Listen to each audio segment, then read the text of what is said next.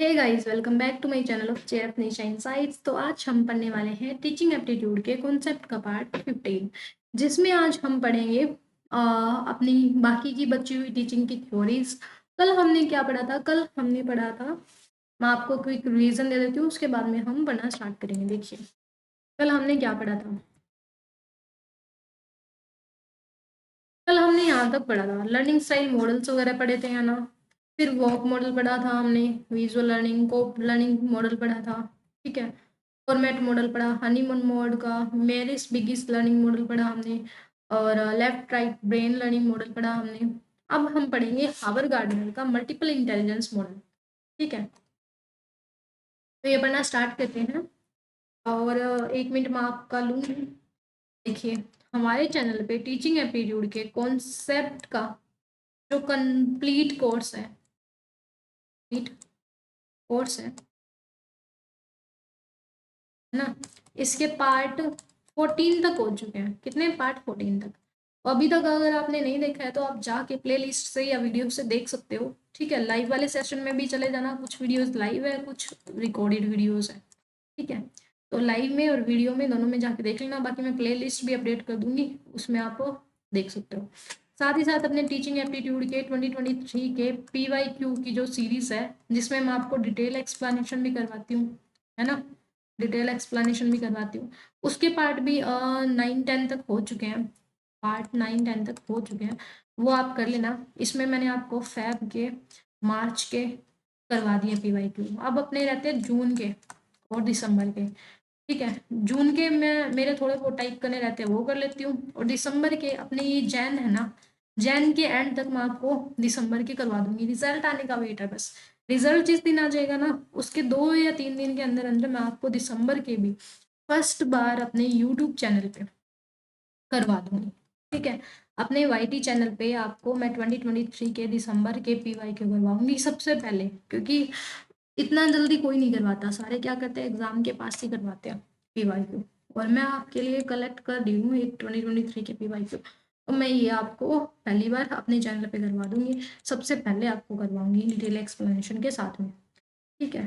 तो आप अपने फ्रेंड्स को बोलिए, सबको बोलिए, जो आप तैयारी कर रहा है, पढ़ रहा है UGC नेट JRF की, वो चैनल को सब्सक्राइब करे जल्दी से, और यहाँ पर सिस्टमेटिक ढंग से पढ़े। तो अभी हम पढ़ना स्टार्ट करते हैं। एक सेकेंड। Doctor Howard Gardner multiple intelligence, जो हावर्ड गार्डनर डॉक्टर है, मतलब एक पर्सन था हावर्ड गार्डनर, उसने कौन सी अपनी थ्योरी दी है? उसने दी है मल्टीपल इंटेलिजेंस की, ठीक है। मल्टीपल इंटेलिजेंस हावर्ड गार्डनर दी है। ये थ्योरी क्या एक्सप्लेन करती है? ये एक्सप्लेन करती है various method in which student pickup knowledge, मतलब कि ये वो बताती है कि कैसे स्टूडेंट है ना नॉलेज को पिक करते हैं, कैसे स्टूडेंट है वो नॉलेज को लेते हैं। उन सारे मेथड्स को बताती है, उन सारे तरीकों को बताती है कि एक स्टूडेंट है वो लिंग्विस्टिक, यानी कि लैंग्वेज का यूज करके, वर्ड्स का यूज करके नॉलेज लेता है, या स्पेटियल, यानी कि टच करके नॉलेज को लेता है, या म्यूजिकली नॉलेज लेता है, बॉडी लैंग्वेज से, या फिर काइनेस्टिक से, संकेत को यूज करके, मूवमेंट को यूज करके वो इंफॉर्मेशन लेता है, या इंटरपर्सनल यानी कि ग्रुप में रहकर सीख कर लर्निंग लेता है, या फिर इंटरपर्सनल यानी कि अपने आप से अगर वो कुछ करके सीखेगा, ऐसे नॉलेज लेता है। तो कैसे नॉलेज लेता है? तो ये 7 तरीके बताए इसने, ठीक है, कि कैसे एक स्टूडेंट है नॉलेज को लेता है, इकट्ठा करता है, पिकअप करता है। गार्डनर ने ये बताया, ठीक है। तो गार्डनर कहता है कि इसने क्या इवेंचुअली एक्सपेंड करा है नेचुरलिस्टिक इंटेलिजेंस को। अब ये कहता है कि कुछ बच्चे होते हैं लॉजिकली मैथमेटिकल इंटेलिजेंस, कुछ बच्चे कैसे होते हैं, लॉजिक उनको ज्यादा समझ में आता है, मैथमेटिक उनको ज्यादा समझ में आता है। मतलब कि कोई अगर नॉलेज उनको लेनी होगी तो उनको लॉजिक्स बता के, मैथ्स बता के उनको क्या आप दे सकते हो, लॉजिकली सोचते हैं, मैथमेटिकली तरीके से सोचते हैं, ठीक है। कोग्निटिव मैथमेटिकल एबिलिटी होती है, कैपेसिटी होती है कि solve issue by reasoning, abstracting, logic, critical thinking, strong logical mathematical. ये कहते हैं कुछ ऐसे बच्चे होते हैं ना, जिन जो क्वेश्चन होते हैं, प्रॉब्लम होती है, उनको ना इशू को रीजनिंग के थ्रू, एब्स्ट्रैक्शन यानी कि गहराई से सोचना, डीप सोचना, इमेजिनेशन करना, ठीक है, ऐसे लॉजिक लगा के, क्रिटिकल थिंकिंग करके ना ज्यादा अच्छे से वो क्या करते हैं, सोल्व कर पाते हैं कोई प्रॉब्लम को। स्ट्रॉन्ग लॉजिकल मैथमेटिकल इंटेलिजेंस होती है, ठीक है। Make a person adopt a problem solving, एक पर्सन को प्रॉब्लम सॉल्विंग बना देती है, पैटर्न को रिकॉग्नाइज करना, रीजनिंग करना। कुछ ऐसे बच्चे होते हैं, कुछ ऐसे होते हैं एक्सटेंशन इंटेलिजेंस, उनके अंदर क्या कैपेसिटी होती है कि कॉम्प्रिहेंड करना, रिफ्लेक्ट करना फिलोसफिकल इशू को ह्यूमन एग्जिस्टेंस में। कुछ ऐसे होते हैं जिनको मैथमेटिकल तरीके से सोचना पसंद होता है। कुछ को क्या होता है, किसी टॉपिक को समझना, उसको रिफ्लेक्ट करना, ह्यूमैनिटी को समझना, ह्यूमन का एग्जिस्टेंस को समझना, वो ज्यादा क्या होता है, सही लगता है। ठीक है, प्रेफर करते हैं वो। अब देखिए ये अपने 7 जो उसने दिए थे हार्वर्ड गार्डनर ने, कौन से, मल्टीपल इंटेलिजेंस, कैसे कैसे बच्चा नॉलेज को पिकअप करता है। देखिए स्पेशल यानी कि छू के, ठीक है, सीइंग यानी कि देख के, mapping the word in 3D, 3D में देख के, ठीक है, छू के महसूस करके, म्यूजिकली यानी कि कैपेसिटी टू री और recognize, create, reproduce, reflect on music, यानी कि म्यूजिकली कोई चीज सीखता है, कोई अपना लेसन है उसको म्यूजिक में कन्वर्ट कर देता है, कोई बात है उसको कन्वर्ट कर देता है, ऐसे सीखता है। गुनगुनाते हुए सीख सकता है, ठीक है, म्यूजिक सुनते हुए सीख सकता है। लॉजिकल रीजनिंग क्या होता है, जो डिडक्टिव रीजनिंग करता है, पैटर्न्स को देखता है, सोचता बहुत है, एक्सपेरिमेंट कर करके सीखता है। इंटरपर्सनल यानी कि जो ग्रुप के साथ कम्युनिकेट करके, उनके साथ रह कर भी सीखता है। बॉडी काइनेस्टिक यानी कि जो अपने बॉडी को अपने मूवमेंट्स को यूज करता है, फिर कोई चीज सीखता है। लिंग्विस्टिक यानी कि जो वर्ड्स का, लैंग्वेज का यूज करके बोल बोल के इंफॉर्मेशन लेगा, सीखेगा। इंट्रापर्सनल जो खुद से ही अपने आप से फील अलोंग, जो वो चाहता है वो करके सीखता है। नेचुरलिस्टिक में understanding nature organize organic process, यानी कि जो नेचर से सीखेगा, नेचुरल तरीके से सीखेगा, ऑर्गेनिक प्रोसेस से सीखेगा, वो नेचुरलिस्टिक में आ जाएगा। ठीक है, तो ये आ गया हार्वर्ड गार्डनर की मल्टीपल इंटेलिजेंस। ये देखिए वर्बली, वर्बली में क्या जाएगा, लिंग्विस्टिक में, लिंग्विस्टिक बोल लो या वर्बली, लैंग्वेज, लिंग्विस्टिक मतलब लैंग्वेज। ये एक जर्नलिस्ट होएगा, वो टीचर होएगा, लॉयर होएगा, इन तीनों का काम क्या होता है, बोल बोल कर सीखने वाला, बोल बोल कर सिखाने वाला। ये कंप्यूटर पे काम कर रही है, ये क्या है, लॉजिकली मैथमेटिकल लर्नर होगी। जो कि इंजीनियर है, प्रोग्राम है, अकाउंटेंट है, वो इनका, ये क्या करते हैं, इंजीनियर, प्रोग्रामर, अकाउंटेंट है, वो कौन से लर्नर होते हैं, लॉजिकली मैथमेटिकल। फिर आता है नेविगेटर हो गया, या स्क्रप्चर हो गया, या आर्किटेक्चर वाले होते हैं, वो कैसे सीखते हैं, वो विजुअल तरीके से, या तो देख के, या स्पेटियल यानी कि छू के, जो पेंटर पेंटर वगैरह होते हैं वो ऐसे वाले होते हैं। फिर आता है काइनेस्टिक का जो यूज करते हैं हम, यानी कि एथलीट हो गए, या फिर फायर फाइटनर हो गए, या एक्टर्स हो गए, वो कौन से होते हैं, वो बॉडीली काइनेस्टिक लर्नर होते हैं, बॉडी लैंग्वेज का यूज करके सीखेंगे। ठीक है, म्यूजिकली रिदम, म्यूजिशियन हो गया, कंपोजर हो गया, डिस्क जॉकी हो गया, ये सारे क्या करते हैं, म्यूजिकली लर्नर होते हैं। फिर इंटरपर्सनल में कौन सा होगा, जैसे काउंसलर हो गया, पॉलिटेक्निक पॉलिटिशियंस हो गया, सेल्स पर्सन हो गए, ये क्या मिलजुल कर ऐसे सीखते हैं। इंट्रापर्सनल में जैसे रिसर्चर हो गया, नोवेलिस्टिक हो गया, एंटरप्रेन्योर हो गया, वो अपने आप से सीखता है, अपने खुद के माइंड में थिंक कर करके। नेचुरलिस्टिक जैसे कि फार्मर है, फार्मर कैसे, ये नेचुरलिस्टिक लर्नर है, तो ये फार्मिंग कर करके सीखता है। एग्जिस्टेंट एग्जिस्टेंट लिस्ट कौन सा होता है, एग्जिस्टेंट लिस्ट मतलब जैसे कि फिलोसफर होते हैं, थ्योरिस्ट होते हैं, वो अस्तित्व को ध्यान रख के अर्थ को एक्सप्लोर कर करके सीखते हैं। ठीक है, तो ये सारे एग्जाम्पल हो गए, ये आप देख लेना। आई होप कि आपको अच्छे से क्लियर होगी मल्टीपल इंटेलिजेंस, मैंने समझा तो दिया आपको, बाकी कोई डाउट रह गया तो आप कमेंट बॉक्स में डाल सकते हो, मैं दोबारा से पढ़ा दूंगी। ठीक है, मेरी तरफ से मैंने अच्छे से समझा दिया। अब देखिए डीप थिंकर कौन होते हैं, डीप थिंकर वो होते हैं जो ज्यादा सोचते हैं, है ना, यही है बस, ये एप्लीकेशन ऑफ वर्ड्स, ये बस ऐसे ही फालतू दिया हुआ है। ठीक है, अब हम बढ़ते हैं सिगमंड फ्रॉइड की साइको एनालिटिक थ्योरी, इसकी पर्सनैलिटी की। जो सिगमंड फ्रूड है ना, ये आता है, ये एग्जाम में इंपॉर्टेंट थ्योरी है, याद रख लेना। ठीक है, सिगमंड फ्रूड ने 2 थ्योरी दी थी, एक तो साइको एनालिटिक दी थी, और दूसरी एक और दी थी, साइको सेक्सुअल ऐसी कुछ थी, फिजियो सेक्सुअल ऐसी कुछ थ्योरी थी। ठीक है, वो मैं आपको आगे करवाऊंगी। तो सिगमंड फ्रूड की psycho analytic theory of personality क्या कहती है, ये कहती है हमारी 3 टाइप की पर्सनैलिटी होती है, इड, ईगो और सुपर ईगो। इद, ईगो और सुपर ईगो। ठीक है, सिगमंड फ्रूड ने क्या बोला है, पर्सनैलिटी को 3 टाइप्स में बांटा है, इद, ईगो और सुपर ईगो में। इद क्या कहती है, इद कहती है कि अनकॉन्शियस होता है, इंस्टिंक्चुअल पार्ट होता है माइंड का, that contains sexual and aggressive drives and hidden memories, it operate on pleasure principle। ये कहता है जो इद वाली होती है ना अपनी, ईद वाली पर्सनैलिटी होती है।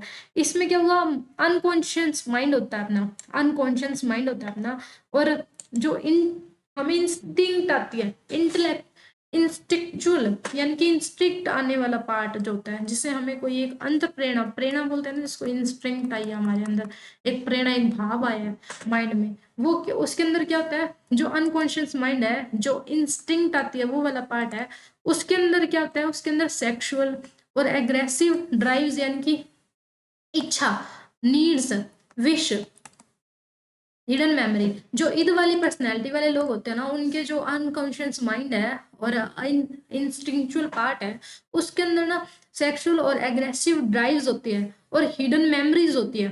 ठीक है, तो ये ईद ऑपरेट क्या करती है, प्लेजर प्रिंसिपल है, ये चाहते हैं कि हमें खुशी मिले, ये खुशी के जो प्रिंसिपल है ना उस पर काम करते हैं। ये लोग चाहते हैं कि बस कैसे भी हो हमें खुशी मिलनी चाहिए। उनकी ये दो इच्छा है ना, ये सेक्सुअल और एग्रेसिव वाली, ये दोनों पूरी होनी चाहिए। उनकी हिडन मेमोरी वो यहीं पे होती है, इसी पार्ट में। ठीक है, तो ये ज्यादातर खुशी को प्रेफरेंस देते हैं। ईगो वाले होते हैं, ईगो वाले कौन से होते हैं, the realistic part that mediate between the desire of Eid and super ego, यानी कि ईद और सुपर ईगो, ईद और सुपर ईगो है, इसके बीच के जो लोग होते हैं वो होते हैं ईगो वाले। ठीक है, मीडिएट होते हैं। The ego involve conscious thought and dealing with reality. Ego वाले जो पर्सन होते हैं ना वो क्या करते हैं, ईगो वाले पर्सन होते हैं वो कॉन्शियस माइंड पर, तो कॉन्शियस माइंड पर और रियलिटी होती है उसके बीच में डील करते हैं कि कॉन्शियस चीजें क्या है, किस चीज को लेकर वो कॉन्शियस है, किस चीज को लेकर वो सतर्क है, और रियलिटी क्या है, इन दोनों के बीच में डील करते हैं वो। The ego operates on reality principle, जो ईगो है ना वो रियलिटी के प्रिंसिपल पर चलता है कि रियल में क्या हो सकता है, वो इमेजिनेशन या फिर सिर्फ डिजायर्स पर नहीं चलते कि कुछ भी सोच के बैठ गए। यहाँ पर तो अनकॉन्शियस होता है माइंड, ईद में तो कि हम अनकॉन्शियस है, हमें कुछ नहीं पता। ठीक है, यहाँ ईगो में क्या वो कॉन्शियस होता है हर चीज को लेके कि रियलिटी में जियो भाई, रियलिटी क्या है। ठीक है, रियलिटी के प्रिंसिपल पर काम करता है। फिर आता है सुपर ईगो। सुपर ईगो में क्या आएगा, सुपर ईगो है operate as a moral conscious, कौन साइंस, ये मोरल प्रिंसिपल पर चलता है। सुपर ईगो किस पे चलेगा, मोरल कौन साइंस पे चलेगा। ठीक है, ये डील किसके साथ करेगा, कौन साइंस एंड मोरालिटी, मोरालिटी पर काम करेगा, ये याद रखना। दी सुपर ईगो रिप्रेजेंट करता है मोरल एथिकल वैल्यू, की मोरल वैल्यू क्या है हमारी, एथिकल वैल्यू क्या है, जो हमने पेरेंट्स से सीखी है, जो हमने सोसाइटी से सीखी है। Super ego usually develop when you are around 5 years old. Super ego कब आ जाता है, सुपर ईगो जब आ जाता है जब आप 5 साल के हो जाते हो। ठीक है, 5 years से हो जाते हो तो। According to Freud the flexibility and strength of ego determine one state of mental health. ये कहता है फ्रूड कि जो आपकी फ्लेक्सिबिलिटी है, लोचनशीलता है, जो आपकी स्ट्रेंथ है, ठीक है, ऑफ द ईगो की, वो डिटरमाइन करती है कि आपकी मेंटल हेल्थ कैसी है। मतलब किसी व्यक्ति की मेंटल हेल्थ है वो उसकी ईगो की फ्लेक्सिबिलिटी कितनी है, किसी व्यक्ति की पर्सनैलिटी कैसी है, मेंटल स्ट्रेंथ कितनी है, मेंटली हेल्थ उसकी कैसी है, वो किस पर डिपेंड करती है, उसकी मेंटल जो हेल्थ है, मेंटल हेल्थ है, वो इस बात पर डिपेंड करती है कि उसका ईगो है वो कितना फ्लेक्सिबल है, कितना शक्तिशाली है।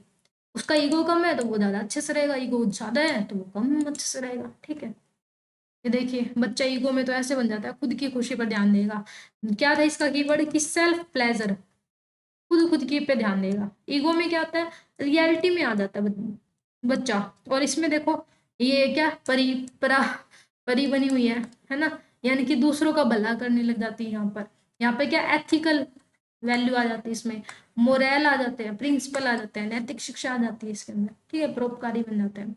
तो सेगमेंट फ्रूड की ये कौन सी थ्योरी थी, ये अपनी थी psycho analytic theory of personality, psycho analytic theory of personality, है ना। अब हम करते हैं सेगमेंट फ्रूड की psychosexual development theory, psychosexual development theory, ये अलग थ्योरी है। ठीक है, ध्यान रखना।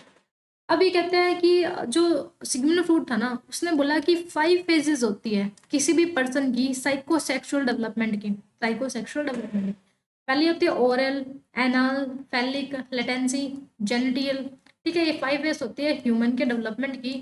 ठीक है, ये साइकोसेक्सुअल फेज क्या कहती है, हाईलाइट करती है many expect of needs, wants, desire while integrating a person major state of growth from childhood to maturity।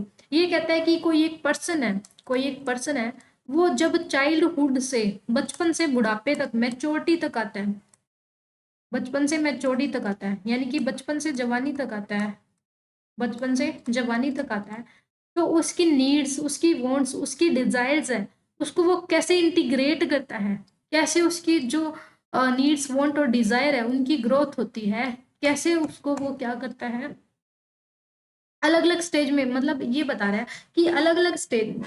2 minute रुको, मैं इसको लिख के बताती हूँ। ठीक है। ये क्या बोलता है, ये बोलता है जैसे पहले छोटा बच्चा था ये, ठीक है, अब ये बड़ा बड़ा हो रहा है, ठीक है, तो ये स्टेज आ रही है इसके बीच में काफी, 5 स्टेज आती है जो इसने बताई है। तो ये कहता है कि 5 स्टेज होते हैं ना, बचपन से लेके जवानी तक जो 5 स्टेज है, इस 5 स्टेज के अंदर उसकी नीड्स, डिजायर्स, वांट्स है, उनकी कैसे ग्रोथ होती है अलग अलग स्टेज में, वो ये बताता है, ठीक है। तो देखिए, फर्स्ट स्टेज कौन सी अपनी, ओरल स्टेज है। ये क्या होता है, फर्स्ट 18 मंथ ऑफ लाइफ, यानी कि 18 मंथ का जो बच्चा होता है, 18 मंथ का बच्चा होता है, उसकी पहली स्टेज कौन सी होती है, पहली साइकोसेक्सुअल डेवलपमेंट की स्टेज होती है, वो होती है ओरल स्टेज। कौन सी, ओरल स्टेज।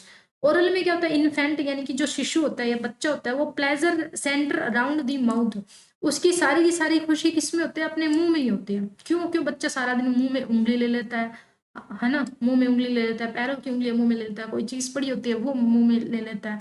चीविंग यानी कि चबाना, सब मतलब किसी को चूसना, अंगूठा चूसता रहता है। बाइटिंग यानी कि उंगली काट देता है ना। Chief pleasure of, source of pleasure, यानी कि उसका माउथ होता है, उसका मुंह होता है ना, वो ही उसको सबसे ज्यादा खुशी देने वाला होता है। क्यों, क्योंकि इसमें बच्चा बस सब करता है, कोई चीजों को चबाता है, बाइट करता है, ठीक है। तो इसको, इससे उसको खुशी मिलती है, तो एनल ओरल स्टेज हुई। दूसरी आती है एनल स्टेज। एनल कौन सी होती है, 18 महीने से लेके 3 साल का बच्चा, 18 मंथ से लेके 3 साल का बच्चा, 3 इयर्स, ठीक है, 3 इयर्स का बच्चा। ये क्या करता है, ये child greatest pleasure involve the anus और the eliminative function associate with it, Freud believe that the exercise of anal muscles reduce tension. एक सेकेंड।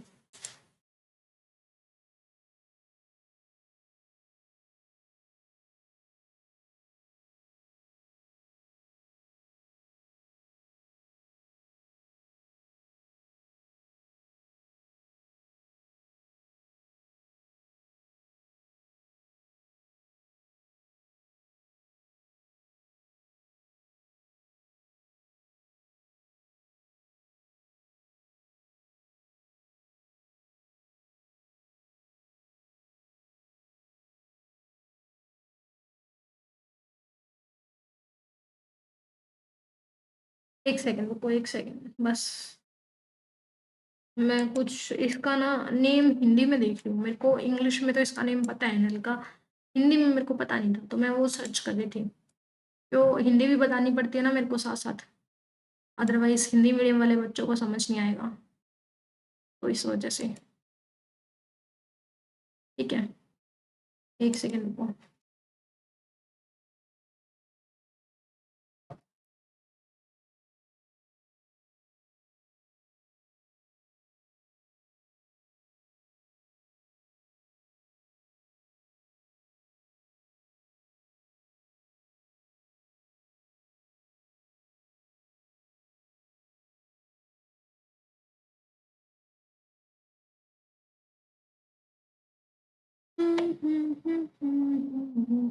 हाँ, ये देखिए, सुनिए, मैं जो बोल रही हूँ सुनना।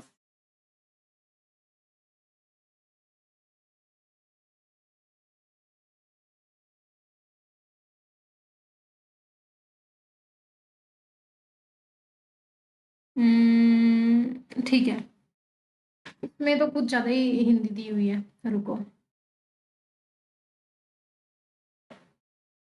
ठीक है, मैं खुद से बताती हूँ आपको। ये क्या होता है, एनएल का मतलब वो होता है, 2 मिनट रुको, मैं पेन ले लेती हूँ। एनएल का हिंदी में मतलब होता है गूदा। इसका मतलब जहां से अपना जो वेस्टेज प्रोडक्ट निकलता है, वेस्ट प्रोडक्ट निकलता है हमारा बॉडी का, है ना, वो वाला पार्ट उसको बोलते हैं एनल, ठीक है। हमारी बॉडी का जो वेस्ट पार्ट निकलता है ना, वो उस जगह को बोलते हैं एनल। तो सेकंड स्टेज जो होती है 18 से 3 ईयर्स के बच्चों का, उसका मेन फोकस किस पे होता है? उसका मेन फोकस होता है, एक सेकंड इधर से लिख दूं मैं, 3 ईयर्स। हाँ, चाइल्ड ग्रेटेस्ट प्लेजर कब होता है? एनएस के पास होता है कि एलिमिनेट फंक्शन, देखो नाम से इधर देखा ना, eliminate function associate with death, जिसके साथ एलिमिनेट फंक्शन होता है। फ्रूड बिलीव करता है कि exercise of anal muscles reduce tension, कि उसके एनल्स की हम अगर क्या कर देते हैं, हम उसके एनल वगैरह की मसाज कर देते हैं, ऑयल लगा देते हैं, तो उससे क्या होता है, उसकी टेंशन खत्म हो जाती है, उसकी प्लेजर मिलती है उसको वहां पर, उसको एक्सरसाइज वगैरह करवाने से। तो सारे फंक्शंस है ना, उसकी पोटी क्लीन कर दी हमने, ये सब कर दिया, तो उससे उसको खुशी मिलती है। फिर आता है फेलिक स्टेज। फेलिक स्टेज क्या कहते हैं? Pleasure of mainly focused of genital as the child discover the self manipulation involve. यहाँ पर क्या होता है, जेनिटियल जो पार्ट्स होते हैं ना, वहाँ उससे उसको क्या मिलती है? खुशी मिलती है। 3 से लेके 6 ईयर तक, 3 से लेके 6 ईयर तक उसको क्या मिलती है? खुशी मिलती है। क्या मिलती है? खुशी मिलती है। ठीक है।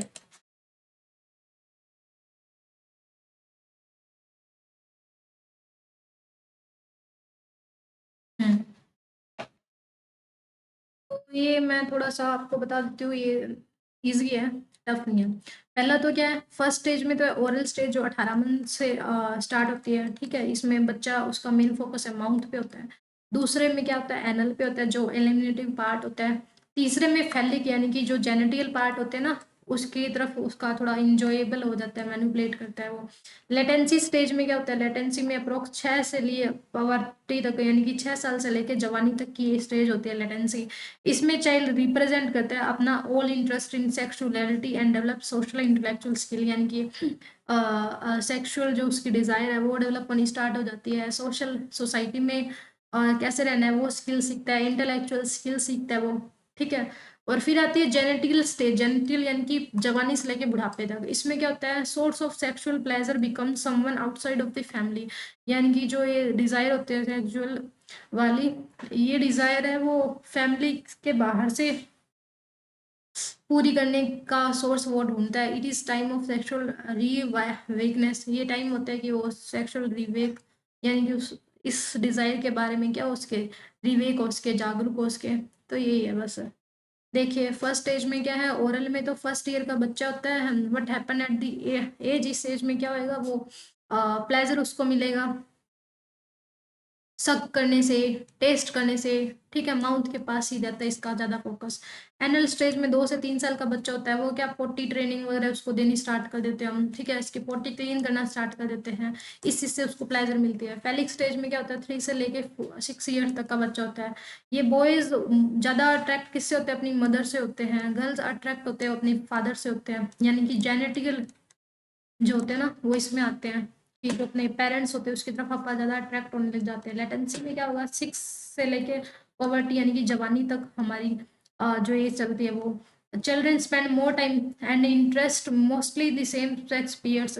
ये कहते हैं इस स्टेज में ना, ये देखो ये बड़ी अच्छी इसने दी हुई है, ये जो ऊपर वाली थी ना ये थोड़ी अलग से थी। वैसे तो मतलब ठीक है, मैंने आपको समझा दिया है, मतलब सेम ही है, बट इसमें थोड़ी सी इसकी एक्सप्लेनेशन ना मेरे को अच्छी नहीं लगी।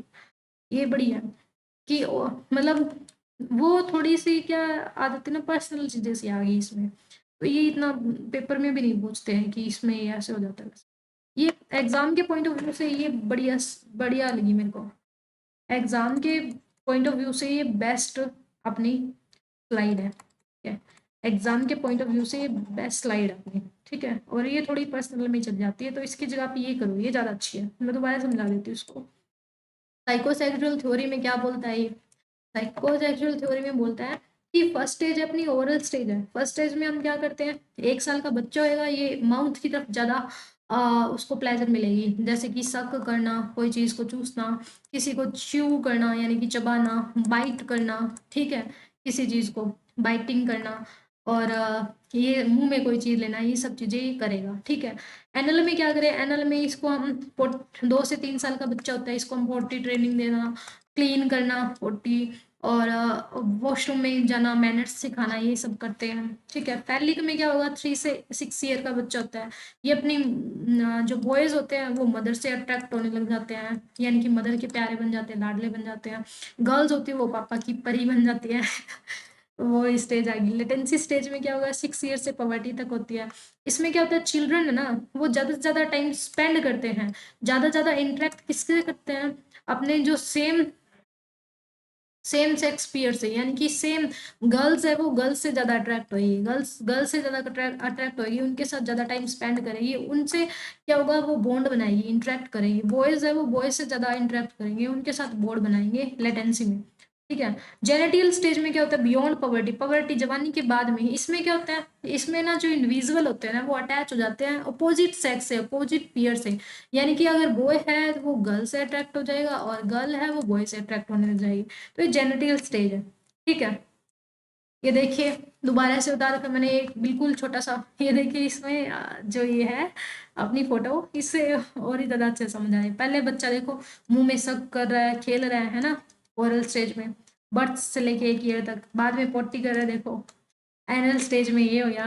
थर्ड में क्या हो गया, अपने माता पिता से ज़्यादा वो क्या हो जाता है, इन्फ्लुएंस होने लग जाता है। फोर्थ में क्या, लेटेंसी में अपने जो सेम सेक्स के वो होते हैं, पीयर्स होते हैं, पीयर्स मतलब साथी संगी, इनके साथ ज़्यादा टाइम स्पेंड करता है। और जेनेटिकल में क्या हो जाता है, जेनेटिकल में वो अपोजिट सेक्स से अट्रैक्ट होता है। ठीक है। ये देखिए मैंने बार बार डाली हुई है स्लाइड्स। ओरल में प्लेजर, माउंट सकिंग, एनल में अपना ट्रेनिंग वगैरह देना स्टार्ट करते हैं। फैलिक में हम जेनेटल माता पिता की तरफ ज़्यादा अट्रैक्ट होते हैं। यहाँ पर सेम सेक्स है, यहाँ पर अपोजिट सेक्स है। ठीक है। अब हम पढ़ते हैं मास्लो की नीड हायरार्की थ्योरी। ठीक है। मास्लो की नीड हायरार्की थ्योरी क्या कहती है, human behaviour can be explain by इसने क्या बोला है, 5 स्टेज बताई अपने को मास्लो ने। मास्लो ने बताया है 5 लेवल। ठीक है। और ये क्या बताता है, ये बताता है नीड्स के बारे में। मास्लो बताता है नीड्स के बारे में। इसने बताया कि ह्यूमन का जो बिहेवियर होता है ना, ह्यूमन का बिहेवियर वो मोटिवेट कैसे होता है अपनी नीड से। ह्यूमन का बिहेवियर अपनी नीड से कैसे मोटिवेट होता है, वो इसने बताया मास्लो ने। इसने बताया कि ह्यूमन की 5 टाइप की नीड्स होती हैं, और इन्हीं नीड्स से मोटिवेट होके वो बिहेव करता है। इसलिए इस थ्योरी को बोला मास्लो नीड हायरार्की थ्योरी। और हायरार्की क्यों बोला, कि नीड्स का ना एक सीक्वेंस है। नीड्स का क्या है, एक सीक्वेंस है कि जो ह्यूमन है उसकी 5 टाइप्स की नीड्स होती है, वो एक सीक्वेंस में वो पूरी करना चाहता है, और इसी के कारण उनका जो बिहेवियर होता है उसको बोलेंगे, बिहेवियर को स्टडी करेंगे उस थ्योरी को हम बोलेंगे मास्लो नीड हायरार्की थ्योरी। तो पहली टाइप की नीड होती है उसकी फिजियोलॉजिकल, जिसमें उसकी रोटी कपड़ा मकान, इस टाइप की जो मेन नेसेसिटी की चीज होती है, जरूरत की चीज होती है, उसकी नीड्स जो ह्यूमन के सर्वाइवल के लिए चाहिए। मतलब कि उसको अगर जिंदा रहना है, ऐसे लिखा जाता है कि जिंदा जिंदा रहने के लिए अगर उसको क्या क्या चाहिए, हवा पानी कपड़ा मकान शेल्टर, यानी कि आवास, क्लॉथ स्लीप, ये सब चीजें चाहिए। ठीक है। हाँ, रोटी कपड़ा मकान घर स्लीप, ये सारी साइको फिजियोलॉजिकल नीड्स है जो उसके सर्वाइवल के लिए चाहिए। ये पहले वो कंप्लीट करना चाहता है। फर्स्ट नीड इसकी ये होती है। जैसे ये कंप्लीट हो जाते हैं, फिर उसको चाहिए कि सेफ्टी। ये कंप्लीट होने के बाद में लव बिलोंगिंगनेस, फिर स्टीम की, फिर सेल्फ एक्चुअलाइजेशन की। ठीक है। तो पहले मैं आपको ना उससे करवा देती हूँ डायग्राम से, चार्ट से, तो आपको अच्छे से समझ में आ जाएगा। उसके बाद में हम यहाँ पे आ जाएंगे। ठीक है। एक बार थोड़ा ओवरव्यू दिया था मैंने आपको, ताकि आपको अच्छे से समझ आ जाए। देखिए, यहाँ से करवाती हूँ। देखो, पहले ये रहा बच्चा, इंसान ह्यूमन। इसने क्या देखा, इसने फिजियोलॉजिकल नीड्स थी इसकी। पहली नीड्स ये देखो, सोने की खाने की, है ना। तो यानी कि रोटी कपड़ा मकान, एयर होगी, फूड हो गया, शेल्टर यानी कि उनको रहने का जगह मिले, खाने के लिए मिले, स्लीप मिले उसकी, ये सारी नीड्स आ गई फिजियोलॉजिकल। फिर आती है इसकी सेफ्टी, उसके पास अपना क्या हो, घर हो, अपना मकान हो, उनकी जॉब सेफ्टी हो, क्या हो, जॉब की सेफ्टी हो उसके, अच्छा कमा सके थोड़ा, वो इसमें आ जाएगा। ठीक है। और फिर आएगा लव बिलोंगिंगनेस, यानी कि उसको भी कोई पसंद करे, उसके भी कोई वाइफ हो। ठीक है। उसको कोई लव करे, ये ऐसी फीलिंग आ जाती है, रिश्ते निभाना। फिर इस टीम में आ जाता है। इस टीम में मतलब कि एक होता है ना शो ऑफ वाली फीलिंग, मतलब कि मेरे पास क्या लग्जरी कार हो, ठीक है, बंगलो हो मेरे पास, ऐसी ऐसी नीड आ जाती है। सारे मेरी रिस्पेक्ट करें। ठीक है। अदर से हम रिस्पेक्ट करवाना चाहें, वो इसमें आ जाता है इस टीम में। स्वाभिमान की भावना, स्वाभिमान की, सेल्फ एक्चुअलाइजेशन की, यानी कि मैं कौन हूँ, क्या करना चाहता हूँ, मेरी लाइफ का गोल क्या है, मतलब खुद को एक्सप्लोर कर लेना, खुद को एक्सप्लोर कर लेना, वो इसमें आ जाएगा सेल्फ एक्चुअलाइजेशन में। ठीक है। तो पहले क्या होगा, सबसे पहले तो हम चाहेंगे कि हमारी जो बेसिक नीड पूरी हो, जो हमारे सर्वाइवल के लिए जरूरी है, जैसे कि फिजियोलॉजिकल। फिर हमें चाहिए सेफ्टी, कि हम थोड़े सेफ तो होना चाहिए, फिर ही लव बिलोंगिंगनेस के बारे में सोचेंगे। ठीक है, उसके बाद में हमारा स्वाभिमान की इच्छा, और फिर सेल्फ एक्चुअलाइजेशन की। देखिए यहाँ पे फिजियोलॉजिकल में क्या है कि ब्रीदिंग, यानी कि सांस लेना, food, water, sleep, shelter, cloth, ये देखना। जैसे ये पूरी होगी, हम बढ़ेंगे दूसरी अपनी नीड की तरफ, जहाँ पे हमें चाहिए सेफ्टी, चाहिए सिक्योरिटी, चाहिए मतलब हमारी हेल्थ अच्छी हो, हमारे पास एम्प्लॉयमेंट हो, हमारे पास क्या प्रॉपर्टी, मतलब खुद का घर हो, खुद की फैमिली हो, सोशल एबिलिटी हो हमारी, मतलब कुछ हमारे अंदर भी क्षमता होनी चाहिए कि हम कुछ कर सके काम। फिर आता है लव बिलोंगिंगनेस। इसके अंदर क्या, सेंस ऑफ कनेक्शन बनाए, हम इंटीमेट करें किसी के साथ में, फ्रेंडशिप हो हमारी किसी के साथ में, हमारी भी फैमिली हो। ठीक है, सेल्फ स्टीम में मतलब क्या हो जाता है, कॉन्फिडेंस हो हमारे अंदर, हम कोई चीज अचीव करें, हमारी दूसरे रिस्पेक्ट करें। ठीक है, हमारी कोई यूनिक आइडेंटिटी हो, इसकी तरफ हम ध्यान देते हैं। सेल्फ एक्चुअलाइजेशन में क्या करते हैं हम, मोरालिटी की तरफ आ जाते हैं, क्रिएटिविटी की तरफ आ जाते हैं, एक्सेप्टेंस, एक्सपीरियंस, पर्पस, मतलब कि हम अपने अंदर झांकना, अंदर को, हमारे अंदर क्या क्या चीज़ है उसको एक्सप्लोर करने लग जाते हैं। ठीक है, उस हायर लेवल पे चले जाते हैं, तो वो आती है सेल्फ एक्चुअलाइजेशन के अंदर। उसके बाद में हम पढ़ते हैं जीन पियाजे की, एक जीन पियाजे की और पढ़ लेते हैं, उसके बाद में क्लास को वाइंड अप कर देंगे। ठीक है, काफी देर, देखती हूँ मैं कितना टाइम होगा। ठीक है, जीन पियाजे की कर ही लेते हैं। अब क्या आता है जीन पियाजे की कॉग्निटिव, ये तो most important important important important important है।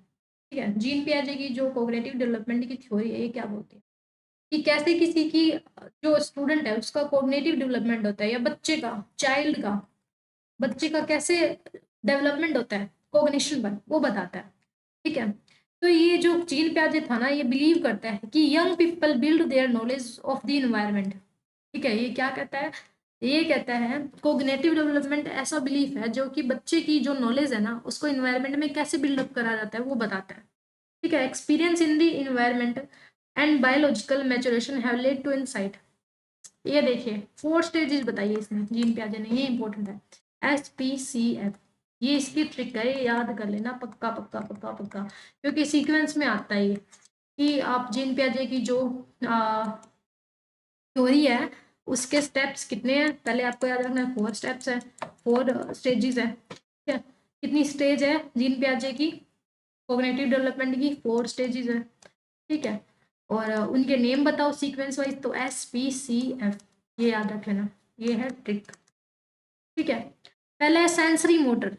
ठीक है, फिर है प्री ऑपरेशनल, फिर है कॉन्क्रीट, फिर है फॉर्मल। ये आपको मैं आगे समझाती हूँ, पहले इसके नाम आपने ध्यान रखने हैं, sensory motor, pre operational, concrete और फॉर्मल। ठीक है, ये कहता है कि हर एक स्टेज है ब्रॉडली एसोसिएट है पर्टिकुलर एज रेंज से, यानी कि हर एक जो स्टेज है ना, इनके साथ एज रेंज भी इनकी शामिल है। जैसे कि सेंसरी मोटर है वो 0 से 7 साल का बच्चा, सॉरी 0 से 2 साल का बच्चा, फिर है 2 से 7, 7 से 11, और 11 से आगे टिल एंड तक, है ना।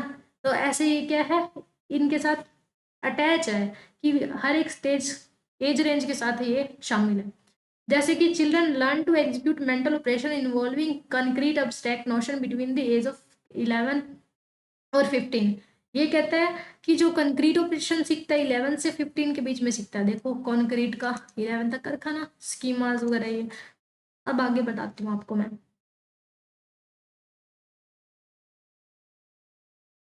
जीन पियाजे की थ्योरी क्या बताती है कि चिल्ड्रन स्कीमा, चिल्ड्रन की नॉलेज, स्कीमा मतलब नॉलेज है, वो कैसे ग्रो करेगी, कैसे चेंज करेगी, कैसे बढ़ेगी, है ना।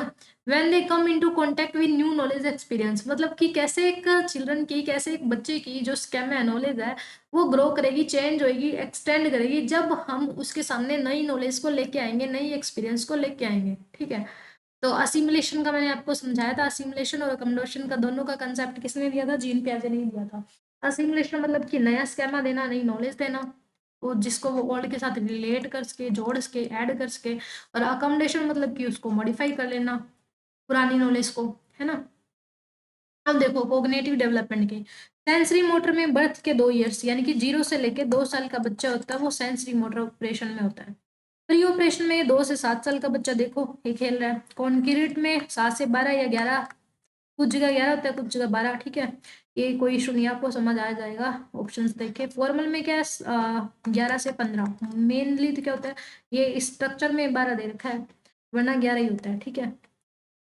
आगे 11 से लेके आगे तक, ऑनवर्ड अभी तक, ठीक है। ये देखिए यहाँ पे देखिए ना 11, ये एक स्ट्रक्चर, सॉरी स्ट्रक्चर नहीं, ये एक इमेज है, इसमें सही नहीं दिया हुआ, 11 से लेके ट्री लैंड तक आएगा। देखिए पहली है सेंसरी मोटर, जिसमें 0 से 2 साल का बच्चा होता है, ये क्या करता है, अपनी सेंसेस को यूज करता है। सेंसरी क्यूरियोसिटी, यानी कि सेंस के थ्रू क्यूरियोसिटी आती है इसके अंदर, ठीक है। Language use for demands and cataloguing object permanence is development. मतलब इसमें क्या होता है, 0 से 2 साल का बच्चा होता है ना, वो अपनी सेंसेस के थ्रू सीखता है। क्या चीज है, जैसे कि मतलब वो अपनी आईज, अपनी नोज, अपने हैंड्स, इनका यूज करता है, सेंसेस का, अपनी सिक्स सेंस को यूज करके बच्चा सीखेगा, बोलना सीखना है, हंसना सीखता है, ये सब चीजें जो सीखता है ना वो, जैसे कि वो सब करता है, कोई चीजों को टच करता है ना, चबाता है कोई चीजों को, वो सारा किस में आ जाएगा, सेंसरी मोटर में आ जाएगा। फिर आता है प्री ऑपरेशनल। प्री ऑपरेशनल 2 से 7 साल का बच्चा होता है, जो यहाँ पर बच्चा ना सिंबल्स को यूज करना स्टार्ट कर देता है, ये ध्यान रखना, सिंबल्स को यूज करना स्टार्ट कर देता है, सोचना स्टार्ट कर देता है सिंबल्स के बारे में। Use of proper syntax and grammar to express concept, imagination, इसमें इमेजिनेशन स्टार्ट हो जाती है, ग्रामर्स का यूज करना बच्चे को सिखा दिया जाता है। A for apple, B for boy, C for D. अब 2 से 7 साल के बच्चे को क्या क्या आता है, आप खुद ही सोचो, है ना। यहाँ पे उसको स्टेप्स सिखाना, ग्रामर सिखानी, इमेजिनेशन, इंट्यूशन, ठीक है, ये सब सिखा दिया जाता है। बट कॉम्प्लेक्स एब्स्ट्रैक्ट थ्रोट आर स्टिल डिफिकल्ट। यहाँ पर बच्चों को क्या कंक्रीट चीजें सिखाई जाती है, दिखाने वाली, ठीक है। कंजर्वेशन का डेवलप हो जाती है। कंजर्वेशन मतलब कि ये फाइंड कर पाना, ये दोनों डिफरेंस फाइंड कर देना। कंजर्वेशन में आपको आगे पढ़ाऊंगी, कंजर्वेशन क्या होता है, एक बार आप समझ लो। कंजर्वेशन का मतलब कि डिफरेंस करना, ठीक है, ये कॉन्सेप्ट है कंजर्वेशन का, ये मैं आपको पढ़ाऊंगी, आप याद दिला देना मेरे को। कंजर्वेशन तो डिफरेंस क्या है, डिफरेंस कर पाना, ठीक है। यहाँ पर ग्रामर यूज करना स्टार्ट कर देगा। देखो 2 से 7 साल का बच्चा क्या क्या कर पाता है, वो प्लस माइनस ग्रामर यूज करना, इंग्लिश बोलना स्टार्ट कर देता है ना, लेकिन उसको क्या इमेजिनेशन नहीं, इमेजिनेशन करता है लेकिन पूरी इमेजिनेशन नहीं कर पाता। यानी कि जैसे कि हम हैं, हम जो सोच पाते हैं वो नहीं सोच पाता ना, पूरी कॉम्प्लेक्स चीजें अभी भी उसके लिए डिफिकल्ट होता है, एब्स्ट्रैक्ट लेवल पे नहीं सोच पाता, इमेजिनेशन कर पाता है। फिर आता है कंक्रीट पे। कंक्रीट में 7 से 11 साल का बच्चा होता है। अब क्या होता है, अब concept attach to concrete situations. पहले तो क्या था, इस प्री ऑपरेशन में तो कंक्रीट चीजें जो चीज देखता था वो सीखता था, ठीक है। कॉन्क्रीट चीजें मतलब जो चीज देखता वो सीखता था, हाई लेवल की वो कॉग्निशन नहीं कर पाता था। लेकिन यहाँ पर क्या हुआ, अब इसको ना कॉन्क्रीट चीजों के साथ में अब हम अटैच करने लगे एब्स्ट्रैक्ट चीजें। इस स्टेज में कॉन्क्रीट था, उसके साथ अटैच करने लगे नई नई सिचुएशन, टाइम को समझने लग गया, वो स्पेस को समझने लगा, क्वांटिटी को समझने लग गया, ठीक है। बट अभी भी उसके अंदर इंडिपेंडेंट कॉन्सेप्ट नहीं है, यहाँ अभी भी एकदम इंडिविजुअली नहीं बनाए हो। फॉर्मल ऑपरेशन आएगा ना 11 से अब सबका बच्चा, इसमें क्या आ जाएगा, अब वो कॉन्सेप्ट को अच्छे से समझ पाएगा, ठीक है। एब्स्ट्रैक्ट थिंकिंग कर पाएगा, थ्योरेटिकल सब्जेक्ट समझ पाएगा, हाइपोथेटिकल सोच पाएगा, स्ट्रेटेजी बनाना सीख पाएगा, प्लानिंग करना सीख जाएगा, ठीक है। तो स्टार्टिंग जो एज होती है ना 0 से 2 साल के बच्चे की, वो क्या करता है, उसमें तो सब करना, चू करना, ठीक है, सेंसेस के थ्रू सीखना, यही सब आ जाएगा, ठीक है, सेंसरी मोटर में। फिर आता है अपना प्री ऑपरेशनल, ठीक है, इसमें तो आ जाएगी सेंसेस को यूज करना, ये इसका कीवर्ड होगा। फिर प्री ऑपरेशन में सिंबल्स का यूज करता है, ये आ गया। ग्रामर का यूज करता है, सिंटेक्स का यूज करता है, ठीक है। ग्रामर लिख देती हूँ मैं इधर, सिंबल्स ज्यादा आ जाते हैं पेपर में, सिंबल्स का यूज कर देता है, ठीक है। कॉन्क्रीट में नाम से ही पता चल रहा है कि कॉन्क्रीट चीजें कर पाता है, लेकिन एब्स्ट्रैक्ट नहीं कर पाता, ये स्पेस टाइम इन सबको समझ पाता है। फॉर्मल में अब क्या एब्स्ट्रैक्ट चीजें भी वो सीख जाता है, एब्स्ट्रैक्ट चीजें वो सीख जाता है, ठीक है। तो ये अपनी होगी कोग्निटिव डेवलपमेंट की। एक और स्लाइड है, इससे आपको और अच्छे से क्लियर हो जाएगा। देखिए सेंसरी मोटर 0 से 2 है, इसमें सेंसेस के थ्रू सीख पाता है, लैंग्वेज वगैरह मम्मा पापा ऐसे करता है। प्री ऑपरेशनल में सिंबॉलिक सिंबल्स बताते हैं, देखो देखो ये क्या है, फैन है, देखो देखो ये क्या है, ये है, ऐसे ऐसे सिखाते हैं हम इसको। इमेजिनेशन थोड़ी थोड़ी कर पाता है। कॉन्क्रीट में वो कॉन्क्रीट चीजें, टाइम स्पेस ये सब देखता है, लेकिन इंडिपेंडेंट नहीं सोच पाता। फॉर्मल में क्या, अब वो सारी चीज करने लग जाता है, लॉजिकल थिंकिंग, एब्स्ट्रैक्ट रीजनिंग, सब चीज, ठीक है। तो ये था अपना जीन प्याजे का कंसेप्ट। ठीक है, तो आगे हम करेंगे फिश बाउल वाला। ठीक है, तो आज के लिए बस इतना ही, मिलते हैं नेक्स्ट वीडियो में, तब तक के लिए bye bye, take care and thanks for watching and like share and subscribe.